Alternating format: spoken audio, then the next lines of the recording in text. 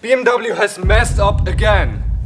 But let me explain. This is my BMW E46, which I think has been a victim of BMW's worst fault. Crap! That was in the boot floor. Oh, it's cracked. No.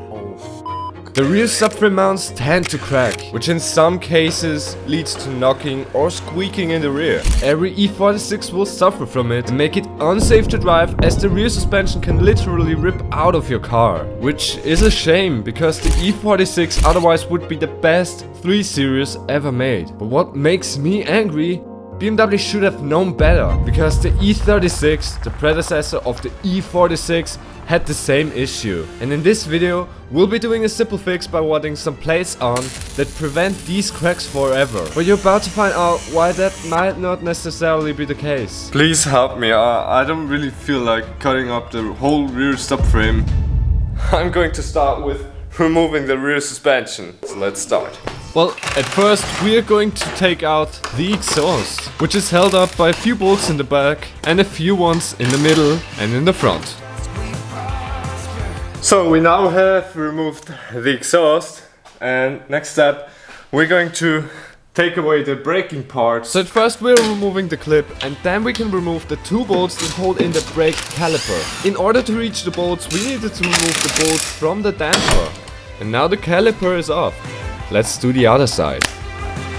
Next up, we are removing the heating shields, which are held in by a few 10mm bolts.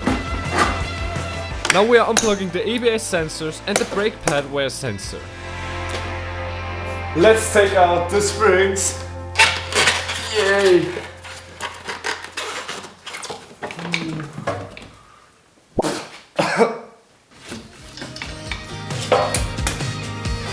Now we are removing the prop shaft, which is held in by a few bolts in the back, a few bolts in the front, and also 2 in the middle. Now we are unbolting the 3 bolts for the trailing arms on both sides. And here we are unbolting the subframe, and finally it can come out. We just have to take care on the parking brake cables.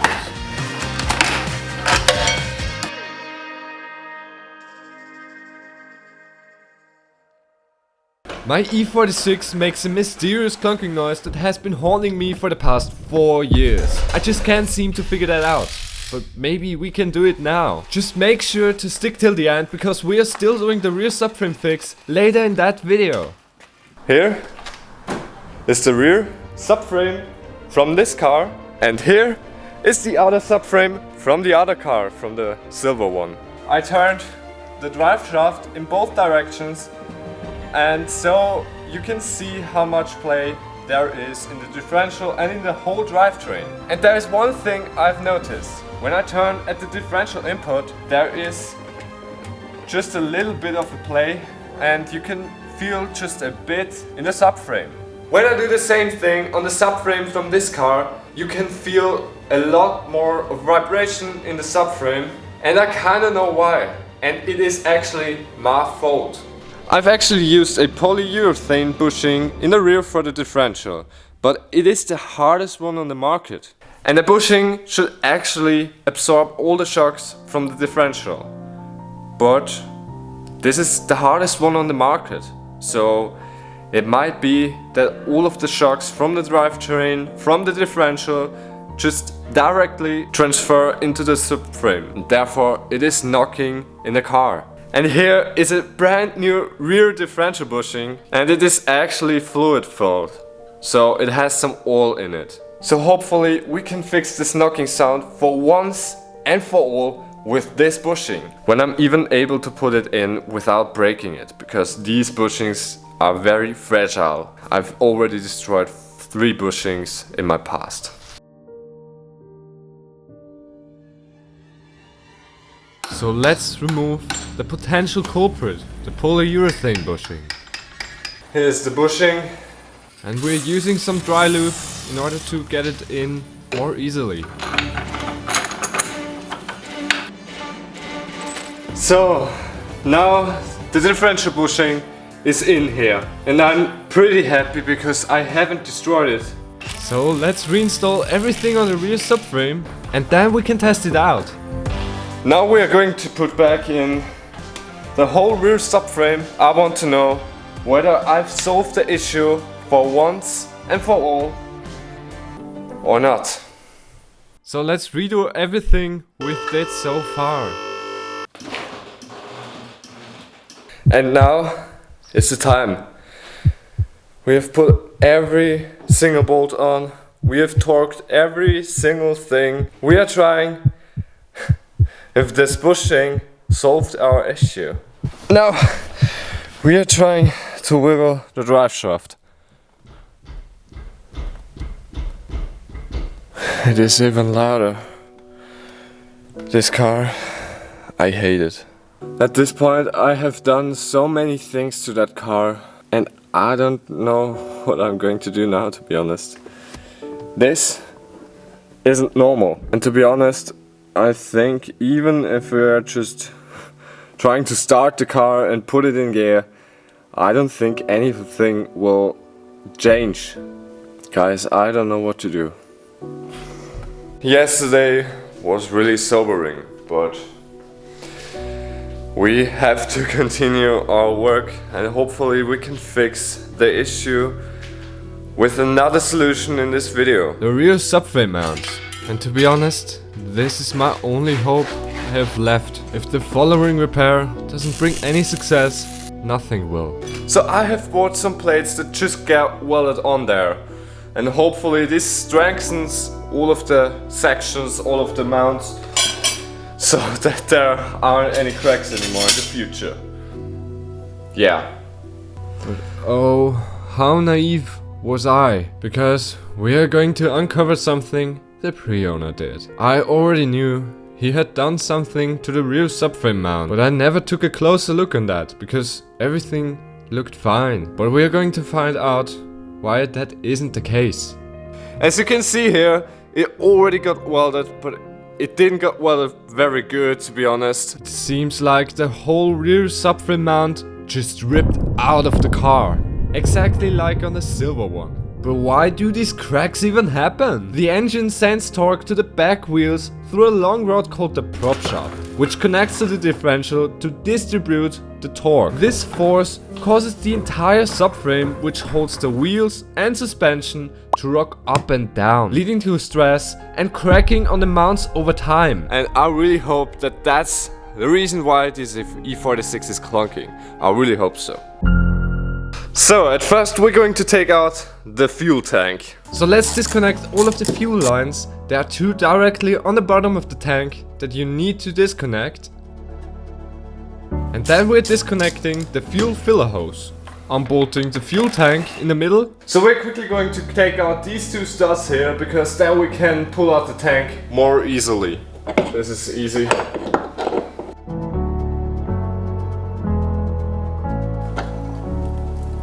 Lowering the car, and then we are removing the two fuel tank straps and lift the car back in the air. Right after that, disconnect all of the electrical wires and all the leftover fuel lines, and we are done. Next up, we're going to remove everything in the way of the subframe mounts.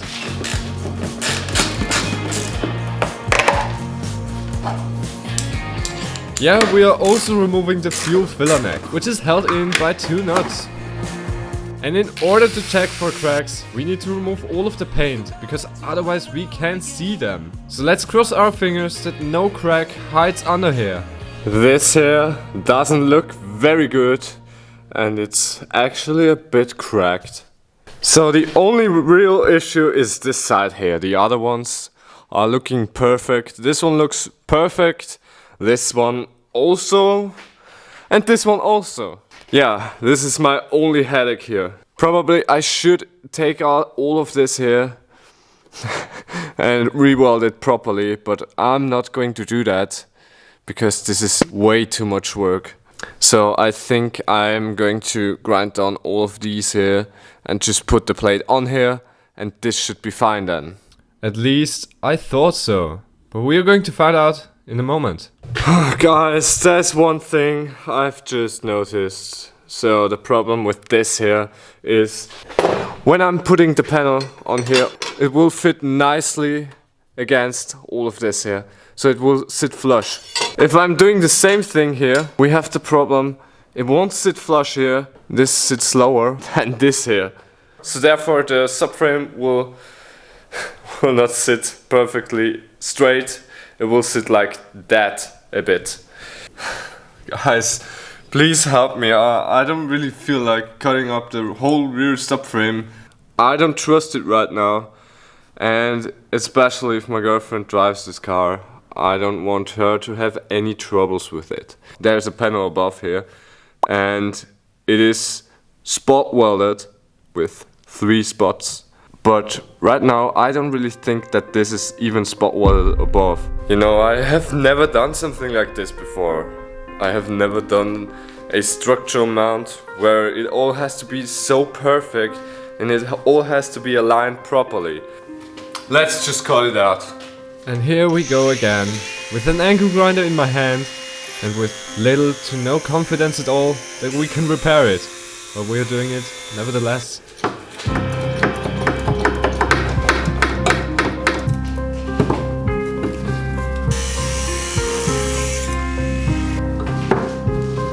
This is so bad. So, next up, we're gonna have to do something crazy. We have to cut a good part of the metal apart just to get to another section. And I'm going to quickly mark all of the lines. Well, and here I'm just trusting on a YouTube video I have seen earlier. Okay, perfectly. We can get to the section we need to re-weld. Here, here and here. But before we can weld these broken spot welds, we need to prepare our block that goes in there. Don't worry, I'm not using the block that I have cut up. I'm using the block from the other car, from the silver one. And after getting rid of all of the excess metal and the paint, we are painting it again with rust converter and weld through primer. Now it is time to prepare the car for the block. So let's scrape off all of the paint and then we are putting on some weld through primer.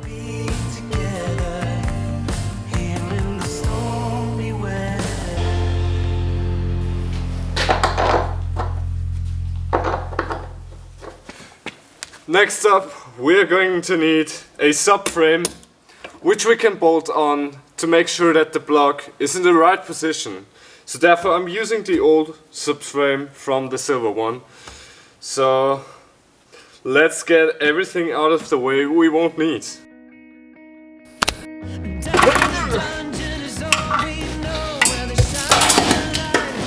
Here we are bolting on the mounting block and then we are bolting up the subframe.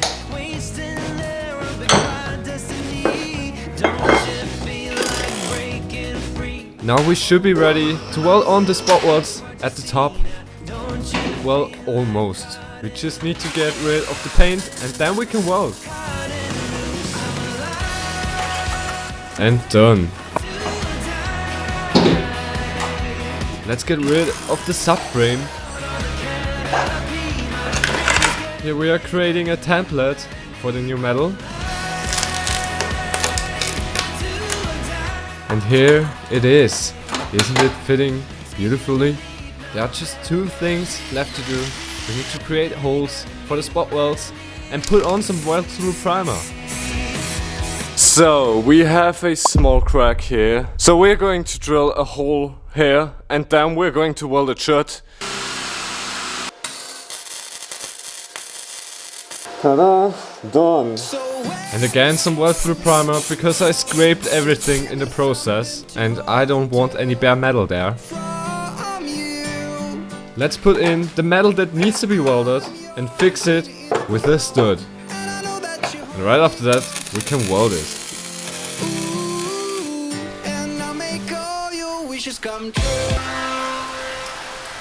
Before we're welding in some strengthening plates, we make the things we took out look way better. So let's create some rusty clouds. Yay!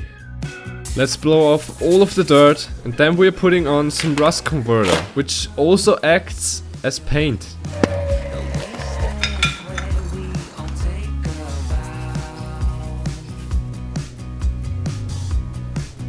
And now we're putting on some attention on the drive shafts. They look nasty. So let's clean them. And then we're putting on some rust converter. And right after that, we are putting on some black paint. And here's probably the overkill, but we're also putting on some clear coat. Last step, we need to put in some grease, because on this side it leaked a little bit. And therefore we need to pack in some more grease. We are doing that on both drive shafts. And now it is time to install them.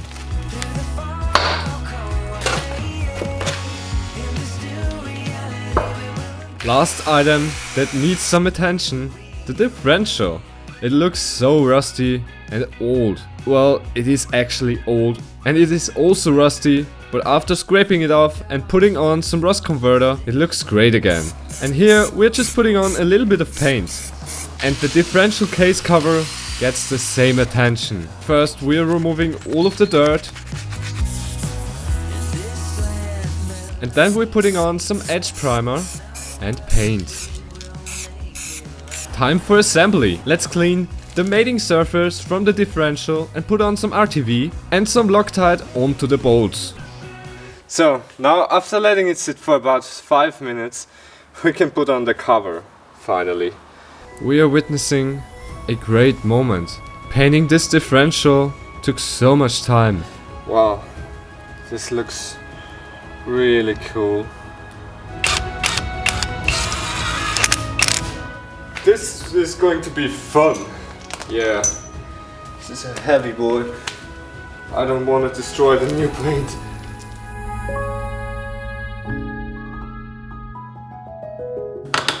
Okay. Perfect. Back to the rear subframe mounts. We're putting on some weld-through primer on all of the mounts. And also onto the strengthening plates. And now we are going to weld on the strengthening plates. Let's fix them in place so that they can't go nowhere. Now we're ready for welding.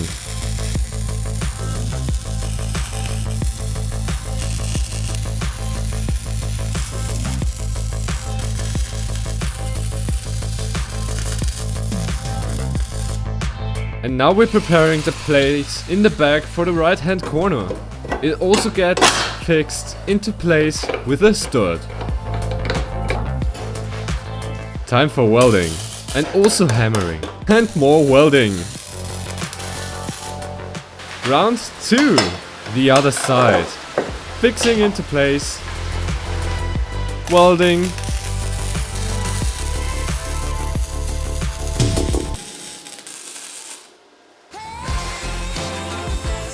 And done. And now we're grinding off all of the welds to make it all smooth and shiny. Please be honest, what do you think about this repair? I kinda like my work there. If you would ask me, it looks so much better than before and so much safer.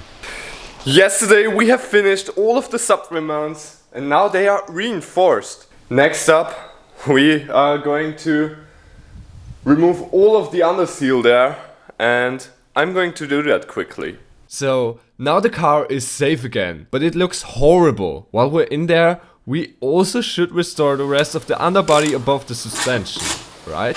We're going to make it all look so much better in the following minutes. And we are also going to rebuild the shifter later in that video. It is so cold right now here in Austria and so windy and rainy. The day before yesterday it had almost 30 degrees and today it has 4 degrees. It's cold. And I have an idea. We are going to heat up this... I shouldn't say that. This car. Yeah.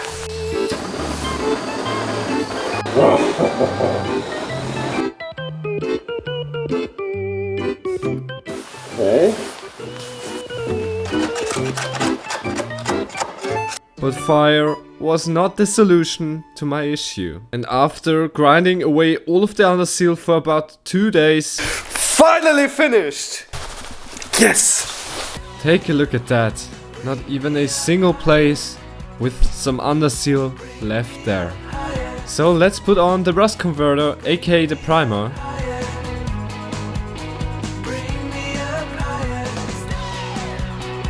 And if you ask me, I kinda like that red. And yet again, we need to grind off some underseal. And right after that, we're putting on some seam sealer in the back. And again, put on some primer.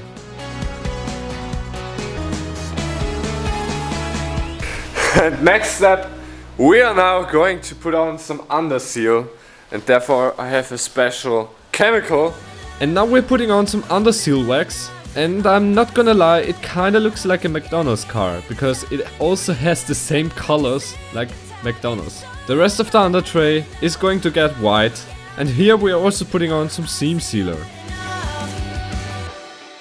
Well, the thing is, we are currently moving, and the good thing about that is we don't have any things in the kitchen, so I'm using the space available to bend my brake lines in a warm room. I know this isn't the typical kitchen stuff you should be doing, but actually they are big noodles.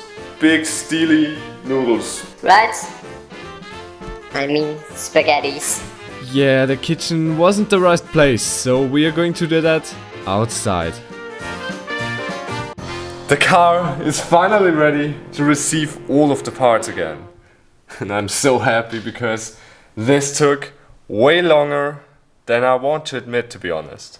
But my next step is to put in all of the brake lines. I've actually refabricated them because 4 years ago or 3 years ago, when I have done these brake lines, I did a bad job. First one.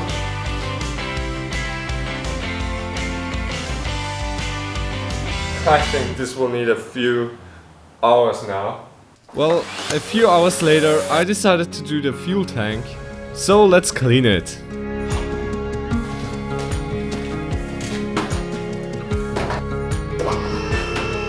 Now we're lowering the car and connect all of the fuel lines again.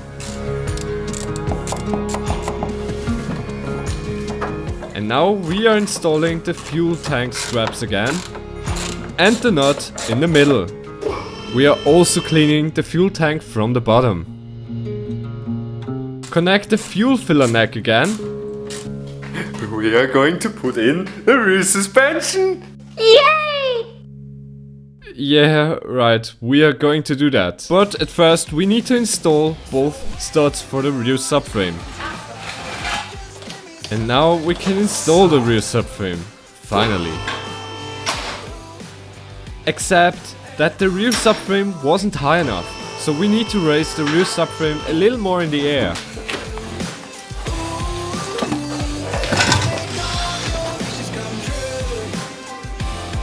This looks so much better now. Let's install the bolts for the trailing arms, but in order to make it easier for us, we need to get the tire a little bit higher. Let's do the exact same thing on this side too.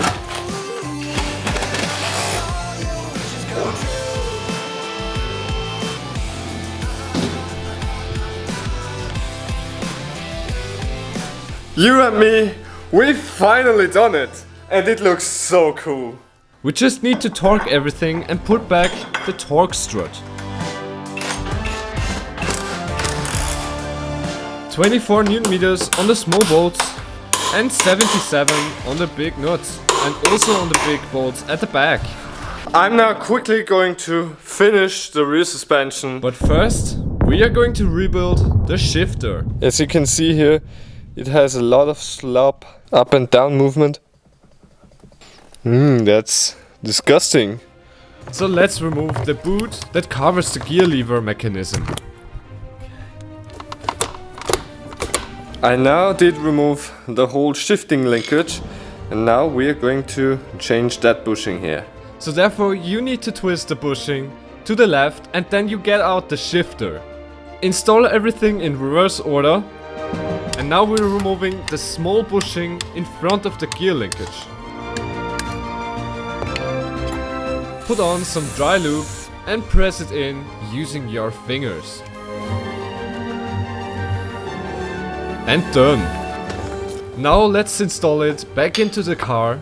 Put the whole gear linkage back into its place. The back needs to go into the bushing on the car. And in the front you need to put in the clip. On goes the other part of the gear linkage. And this is also done. Last step, we need to put back in some oil into the differential. Basically, you put as much oil in it till it comes out of the fuel plug. Now it is full. Okay, this is fine. Let's install the wheels in the front. My next step is to get that car running again. Therefore we need to reattach all of the fuel lines and put the brakes back in there. Number 1, 2.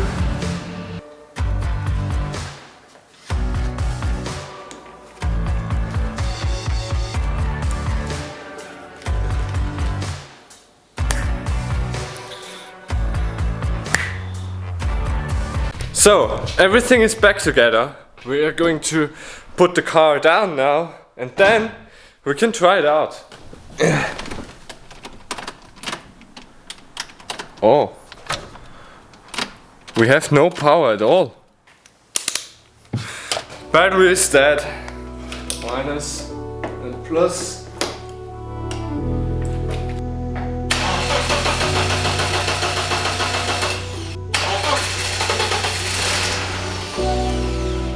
It almost started.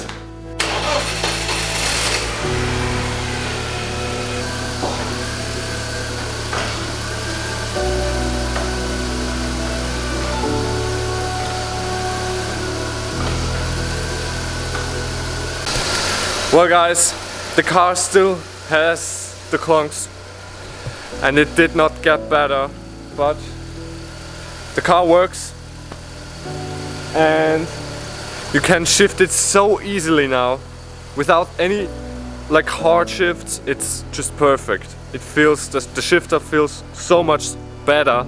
I don't know if I'll ever get rid of the clunking sound in the back. But we are not going to give up. One day we will fix this issue. If you want to know why this car looks like that, click on this video here.